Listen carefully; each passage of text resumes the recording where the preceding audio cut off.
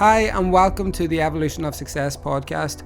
So, on today's show, we are going to be running through a question and answers. During the week, we put up a question and answers box onto our Instagram story feed, and a lot of people have sent in a lot of support. They've also sent in a lot of questions. A lot of the people came in and said, how can I be positive right now? That seemed to be like a reoccurring thing that was coming through because people are kind of worried and they're finding it hard just to be positive right now. I have been at different times in my life and I've been, how am I meant to be positive right now? How am I meant to get through this next stage? What I found whenever I was at my lowest point, or whenever I was at a time in my life that I had to, pull myself out of the gutter and had to move forward, I had no other option but to be positive. You got to look at what your options are. So if my options are to turn on the news and be filled with all the fear, to be talking to people that maybe are enjoying sitting in the fear because it does release endorphins as well, and they're just absorbing more and more of it. I've never been one of those people. I've always avoided whenever I've sort of had an idea that I was being mass manipulated by the news or by a current situation. I've always kind of tried to run from it, and at that point, being positive right now, it's like, one, it's the only thing you have to do. You have to do it. But another thing that I always do is I always start by watching maybe something funny, maybe some of the memes, maybe something funny on YouTube.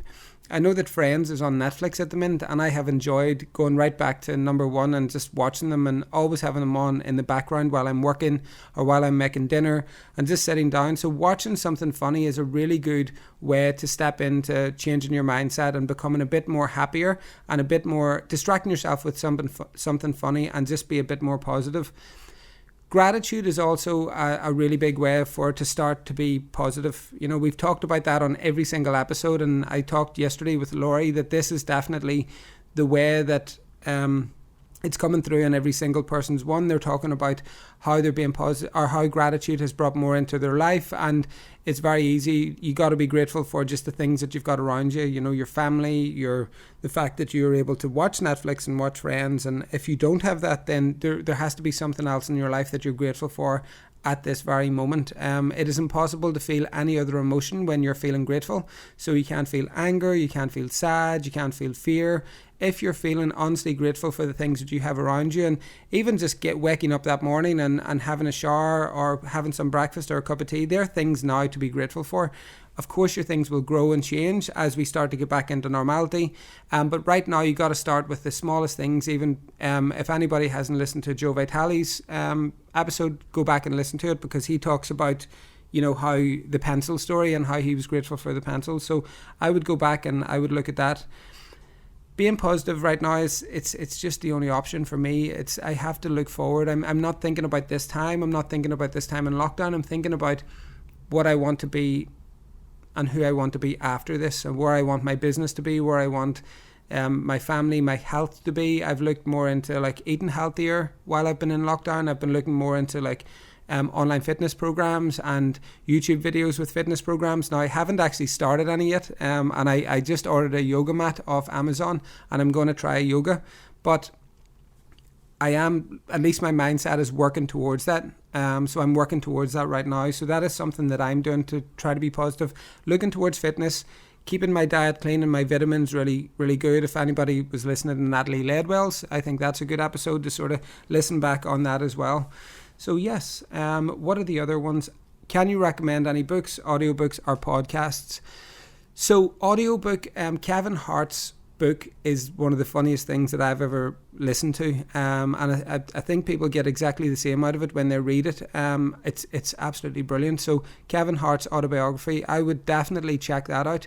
There are a lot of books, that the 64 Success Principles with Jack Canfield, I love those as well, and Jack's going to be on the show this week, so I'm really excited about getting Jack on. The Monk Who Sold His Ferrari was something that I really loved as well, another book that I loved. I read The Secret. I thought that was life-changing for me. I really did love that. Podcasts, I listen to Aubrey Marcus. I love Aubrey Marcus podcast. And, if anybody hasn't seen The Evolution of Success yet, I strongly recommend you watch it. It's a movie that we made. It's what this whole podcast is based around. It's 12 steps that cover, meditation, goal setting, taking risks, persistence, asking for help, many different things in there. And the Evolution of Success adds so much value to so many people's lives. But I also get so much out of it as well myself. There's 14 high-level mentors in there, and they share some amazing experiences and amazing stories. And I think I love watching that. It's something that I would recommend highly as well. What other ones? The guys in the office and my business partners are always sending me different things to look at. And, the medical medium as well, I sort of like that. And that was a good way of my cousin Rebecca recommended that to me. But they're just a couple of things that'll maybe get you through. We maybe will do a podcast that will just be book recommendations, and we'll pick all the best books that the team have read, and we'll actually start putting them out on the podcast. So that could be something that we could cover in the coming weeks, because it looks like people are going to have a lot of time to sit and listen and watch and read and stuff like that, and reflect as well. So one of the things that came through was, how do I get into a routine through this time, right? So yes, this is something that I know people are going to struggle with. I'm okay with it, to be honest, because I wake up the same time every morning. I have a shower and I have my breakfast, and then I kick in work around 10:30. The rest of the team starts at 10:30, and then people that are in America, they start around 3:30. So we all do Zoom calls together, and we keep each other on our time frame. So for me, it's very easy because not much has changed. But again, I know that there's some family members, for example, that are finding themselves having to nip out to the shops to get someone food. They have to go and pick up prescriptions if somebody isn't well. They have to look after other people. But at this time, they're also expected to sort of go to look after their own stuff, like looking after their own work, for example, if they have to work, or looking after their own health and fitness. So what happens whenever you have this free time and it's been taken up by chores, for example, it's taken up by cleaning, but you're now not going to the gym, but you're also not blocking out time in the day to go and do your home workout, or you're not keeping on top of your work, or you feel like that you're not putting enough time into yourself and using this time to upskill or to even think about what's really going on. Having time for yourself is really, really important, and you have to be harsh with people, and you have to say, it's like, no, I can't do that right now, I'll do that tomorrow. So if you end up thinking about, you wake up at 8 o'clock in the morning, you have your breakfast, you have your cup of tea, sit down with a pen and paper and write a list of stuff that you have to do that day. So everything that your parents has maybe asked you to do, or your partners maybe asked you to do, write everything down that you have to do that day. And some people might just have nothing to do, and they're trying to find something to do. And this is also a good way to do this as well. So for example, if you have like a list of stuff that you would like to, that you have to do, I have to go to the shop, I have to, clean my bedroom, I have to do my laundry today, I have to walk the dog, I have to do work because you're still working from home. Make a list of everything and just put it how long each one of those is going to take you. So say, for example, it's going to take 30 minutes to do your room, 30 minutes if it's going to take 45 minutes to walk the dog. So start like writing down, so you have a clear, so your head's not all jumbled up with the amount of stuff that you're doing at that time, where it feels like you're trying to do everything in 1 hour, where no, this is going to take 45 minutes. So if I do that now, I'll be back here at 9:45. So you're like, right, okay, I can do that. And then that's only going to take 20 minutes. So if I time block, and how we do this in the office as well. We look at everything that is on the board that we have to do, or we look at everything that we have to do in our lives. And we just note down how long that's going to take. Whenever you start to see how long each of those things are going to take, you will start to realize that you have a lot more time than what you think. Because you're trying to get through, process all the thoughts at the same time, it's really, really difficult to see an end to these. But whenever you list everything out and you put a time beside it, and some of the things that you could do, you could push off till the next day. You could say, I'll do that one tomorrow, or I don't have to have that done by Monday, say if it's a work report or anything like that. So you can start a time block and put a time beside it and then push things out. That is something that I would recommend. So if you find yourself on waking up and you have actually nothing to do that day, and you look and say, okay, well, I'm watching Netflix all day and I don't want to do this, then you got to start doing and start thinking, okay, what am I not doing in my life? So now you need to start looking at things. Where is my fitness at? Have I been walking? Have I been thinking about any fitness? What is my eating like? Are you eating fast food, or are you sitting on the couch eating junk food and chocolate and crisps and stuff like that? Because these are things that you could start to take a bit more time and start implementing things into your life, such as, I'm going to go to the grocery store and pick up some fresh food, download a recipe off YouTube or watch a recipe on YouTube and make some food. You know, so you start to fill your day with other things that are going to be better for you than just sitting watching Netflix. You know, if you're working in a certain job, is there something else that you would like to do? And you could go on and do a course online. There's so many free courses online at the minute, and there's so many people sharing them as well. There's also paid courses that are, you know, very good value for money, and you can get accreditation at the end of it, which would be brilliant. Imagine coming out of this whole time and having accreditation in something like that. That's the dream. That's being really productive and adding stuff into your life, because we don't know how long this is going to end, but we do know that it is going to end, and the version of the person that we want to come out the other side, that is what we now work on in our time blocking during the day, you know, because all of these things have to add to your life and not take away. Sitting watching Netflix for 8 to 10 hours, I feel I've done that before and I enjoy doing that, and I usually use that to switch off.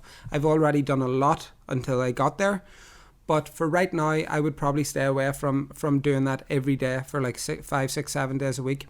And a lot of people that are living on their own and self-isolating by themselves, it's very hard to get motivated to get up and to look at a fitness gig and do stuff like that. But maybe set your morning routine where you go out for a walk, you know, before your shower, after your shower, whatever it ends up being, that you get yourself moving and you get yourself motivated, and start listening to some audiobooks and start listening to some online, you know, tutorials or anything that you might be interested in. Start to fill your day with that. So we've got two people here. One person is like their day is jammed and they can't get away from the chores that they have to do, and then they haven't got enough hours in the day they're finding and they can't understand why. And then you've got the other one that has got so many hours in the day that they're writing so much of it off via Netflix and it's not being productive. So that's a couple of tips that I would do just to put into that.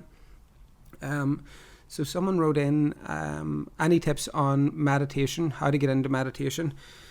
Meditation was so hard for me to get into, personally myself. So many people said, you know, you should get into meditation, why don't you try it? And I just always thought, I've tried it before, it wasn't really for me. I don't like staying still that long.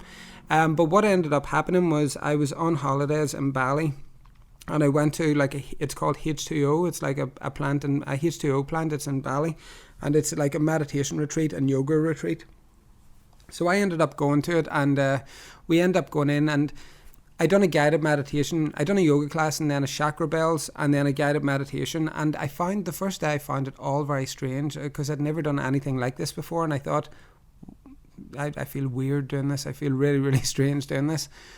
And the teacher actually picked up on it as well. And she came over to me and she said, "Are you okay?" And I said, "Look, I've never done this before, you know, and I feel it feels alien to me." So she ended up doing like a walking meditation with everybody, and she kind of like held onto my arm, and you walked very slowly and you close your eyes and you listen to the music. And as I was breathing, I felt my body start to relax, and I felt, God, this feels weird.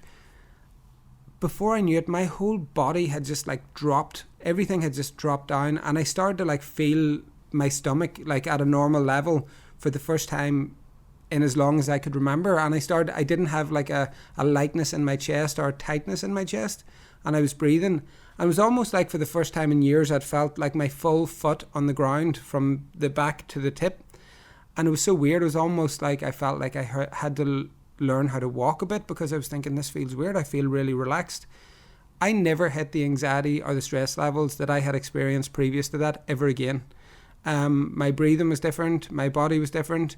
Meditation was the one thing that I'm blessed that I got into it, and I recommend everybody just to push through and persevere with it, because if you feel like you can't get into it right now, just push through. You will be able to do it.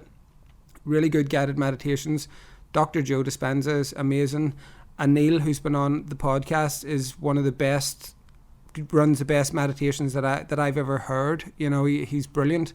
And they're just some people that I think that are fantastic, that have helped me through my meditation journey. Daniel, who works with me, he loves TM and transcendental meditation. I haven't tried that yet. I like sort of guided meditation with music. It really works for me when someone's sort of talking me into it and sort of directing my breathing. I think that works and definitely would work really well for someone who is a beginner. I would go on YouTube and just type in some meditation tracks. I would check out Dr. Joe Dispenza. He's got a lot on his website and things like that. And I think that is something that I would encourage anybody to do. One of the funny ones that came in, somebody said, how do I escape my family members? I don't know. I personally would, I don't know, with that one, I think it was sort of done in jest because there was a laughing face at the end of it. But realistically, you know, a lot of people are spending time with family members that they haven't spent that amount of time with in a long time, potentially, you know, and you're finding that a lot of people are going home to self-isolate with their families.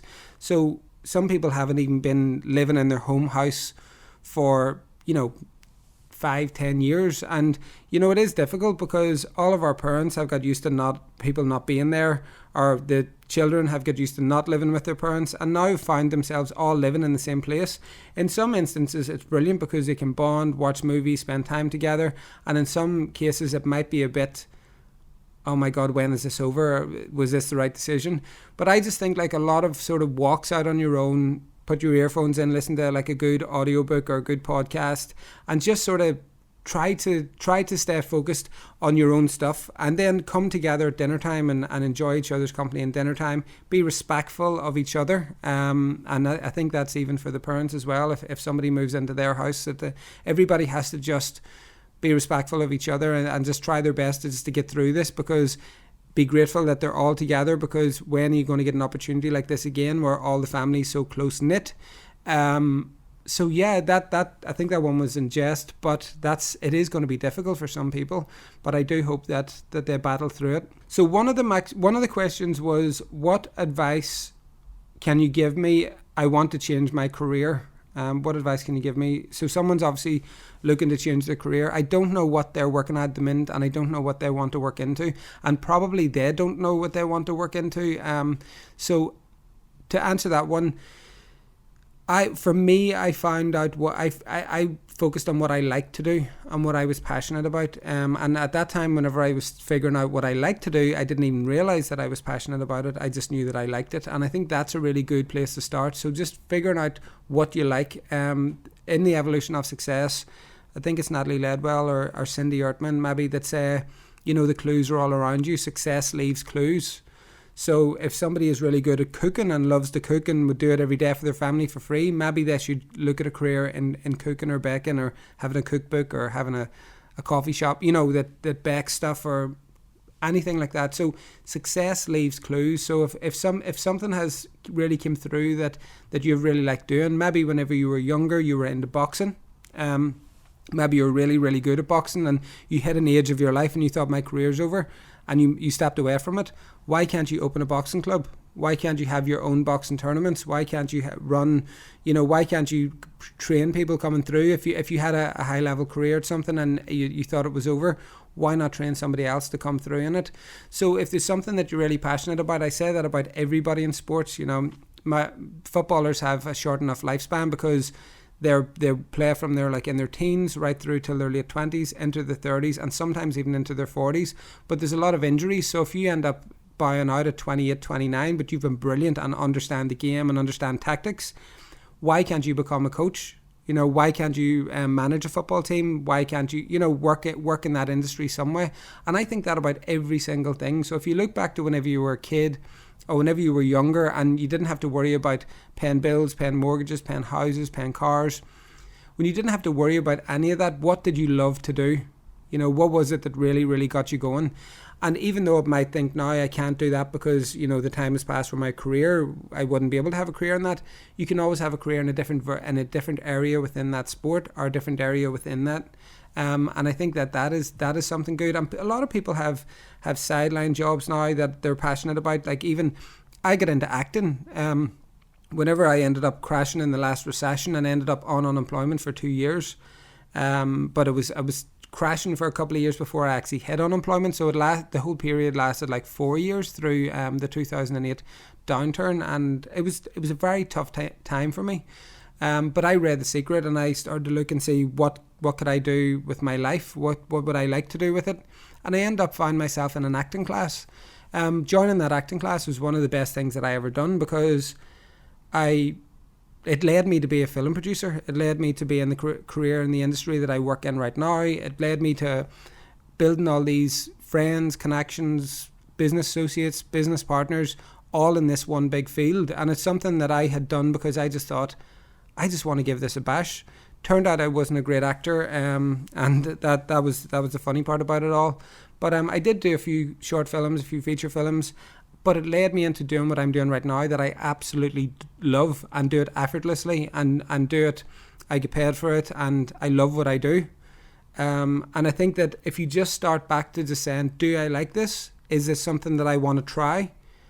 And just go all in on it. You just don't know where it would go to. So if you want to change your career right now, I don't advise you jumping out of your job, even though right now, maybe you find yourself temporarily without a job. This is the perfect opportunity to start to think about, what did I like to do whenever I was younger? What would I just love to give a bash to? And get onto Google. How do I become an actor? How do I become a hairstylist? How do I become, a singer? Anything at all, anything that you think that you might be good at or think that you enjoy doing on any level. I would start by going to Google and just asking how to. So we're set to keep these under 20 minutes. We've went slightly over. I hope you enjoyed. Tomorrow we are going to be joined with another guest, Carl Moore. Carl stars in The Evolution of Success, and I'm really excited about everybody getting to hear about Carl. Carl was actually someone that stood out to me when the first time that I met him, and on his t-shirt it said, "Say yes more," and it was something that it really did stand out, and I was delighted to have him in The Evolution of Success, and I'm really looking forward to having him on the show tomorrow, and I can't wait for everybody to hear him. Thank you so much for listening, and I will talk to you next time.